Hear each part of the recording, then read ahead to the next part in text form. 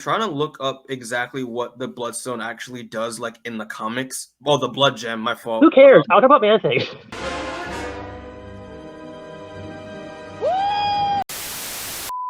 Wait, I have a question for Matt before we start. Okay. I want to know, well, two things. How did you learn about Man-Thing, and why do you That's true. I've never talked about that with you. We never discussed how you got into Man-Thing in the first place, which is strange to me because no one likes Man. Well, no one. You're like the only Man-Thing fan I know. So yeah, there's probably not too many other Man-Thing real diehard Man-Thing fans, because why would you ever be a Man-Thing fan? I was introduced to Man-Thing through both Spider-Man and the X-Men. When I was younger, I had the Essential collections. Marvel put out these black and white collections of older comics, and I would get those for holidays and my birthday or whatnot. My aunt loved to give me these. And in both a Spectacular Spider-Man, Amazing Spider-Man, it doesn't matter. In a Spider-Man collection and an X-Men one, Man-Thing showed up. This goon Man-Thing. Wait a minute. Who are you? And I just thought he was funny, and kind of left it at that. Johnny, for some reason, my brother, for people don't have context, I guess, really latched on to him for some reason. And for a while, he was a much bigger Man-Thing fan than I was. I just thought he was this funny swamp guy that showed up in my X-Men books.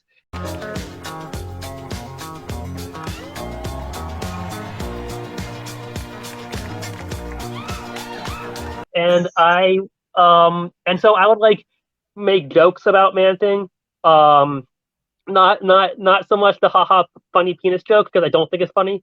But I just because it's obscure, and I think that's hilarious. And at some point, I was like, man, maybe I should actually read some Man-Thing, and I fell in love with him. I think you got too committed to the bit. I got in way too deep, and now I love this guy. To this day. What do I like about him? First of all, he looks like this.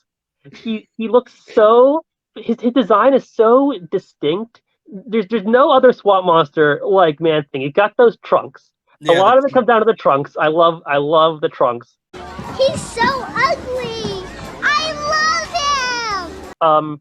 But also he's a very interesting type of character because he can't speak and he doesn't have any personality, which is something they do differently in this, and we'll talk about that a little bit, I'm sure.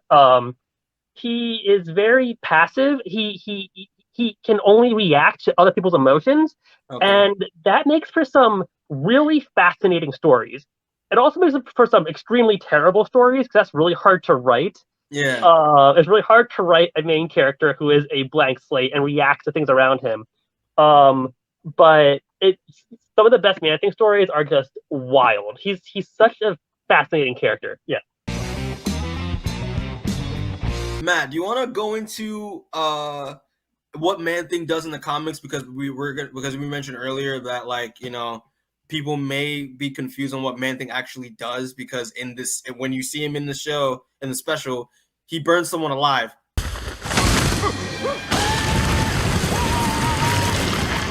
Right. And from what I know about Man-Thing, it's because of, if you feel fear around Man-Thing, that gives him permission to burn you alive.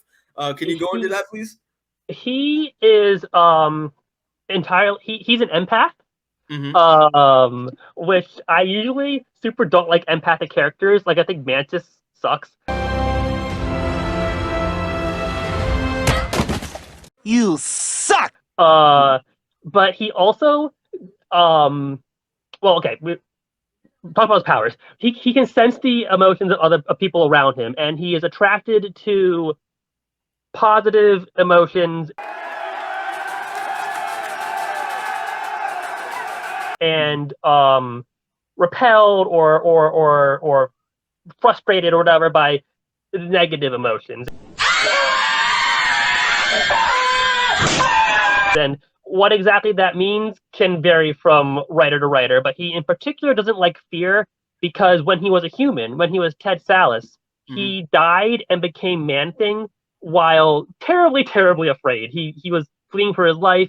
He fell into a swamp, and a mixture of the nexus of all reality, which don't worry about, and the serum he made turned him into the Man-Thing. He died of emotional damage. Man-Thing is not Ted Sallis. He is in this. We'll talk about that when we'll talk about that. But basically, because he is so repelled by fear, because he is birthed from fear, when he touches somebody who is afraid, they burn. He can't control it. He is in control. He has hurt people that he didn't mean to many times. It's part of the tragedy of the Man-Thing. What are you talking about? She's dead. I was driving her home, and then I yelled at her, and then she died. Jesus. But yeah, if you are afraid, he will burn you. And it's cool. It's really cool. Yeah, boy. And then yeah, he's also like a doorway to other universes because he's connected to the nexus of all reality. And like he hangs out with a wizard sometimes.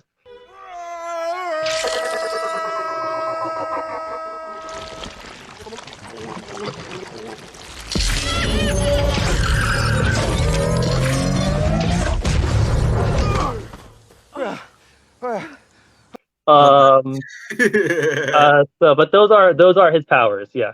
Okay, gotcha. So, Rebecca, do you have anything to say on Man-Thing?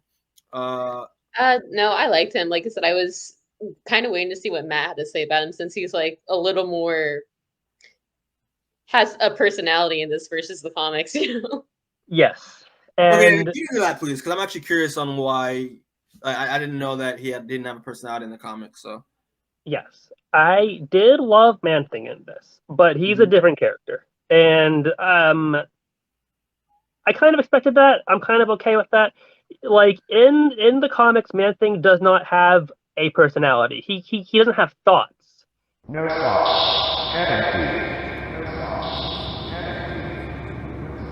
thoughts. He has vague feelings, and sometimes Pure like, vibes. What? Pure vibes. Okay, no more for the cheerleader, okay? Exactly. Man-Thing works entirely on vibes, and so like he can't communicate at all. Ted in the short film can talk like Chewbacca, basically. Oh, really? You're cold? And I'm fine with that. It's not the same, but I understand why the change was made, and it definitely makes him a more appealing character. Which I'm totally fine with. He wasn't talking the way he was in the R.L. Stine book. In R.L. Stine, yeah. Right. Well, exactly. R.L. Stine wrote a Man-Thing book in 2015 or 2016 in which he talked and he made extremely terrible quips, and it was just bad.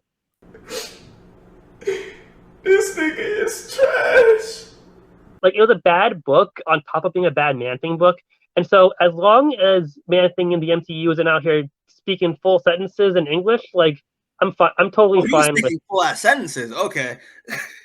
Yeah. I'm totally fine with the Chewbaccaization of Man-Thing. Right. Okay, this is the last question I'm gonna ask you about Man-Thing. Do you know which came out first, Man-Thing or Swamp Thing? Man-Thing. Oh, Man-Thing did. Okay. Yes. Okay. It's controversial. It was only a few months.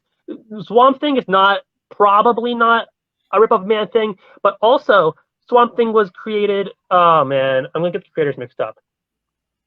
They were roommates. Oh my god, they were roommates.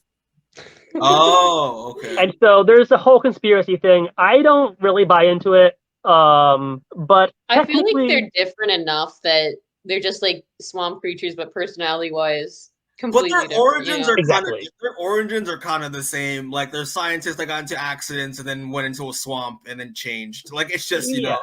Their origins are very similar, but beyond that, they're totally different. The Swamp Thing's got his whole thing with the green, and he can talk. The green and all that. Yeah. I don't know much about Swamp Thing. All I know about Swamp Thing I just said right now.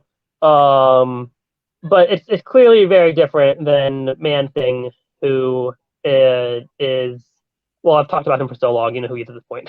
Yeah, of course. I feel like they're gonna like try and push him as like a marketable plushie or something like that now, which I'm sure Matt won't complain. They're gonna Baby Yoda him. They're gonna Baby Yoda him. Dude, please. I am totally okay with that. that means I get Man Thing merch. Are you kidding me? Please, but turn this guy into Baby Yoda. Make him the babyest Yoda. I don't care. I want my Man Thing merch. Let me in. Let me in. Yeah, I've got Man Thing. If I want Man Thing, I can go read my Man Thing. You know, I'm totally merchandise this guy to death. I'm totally cool with that.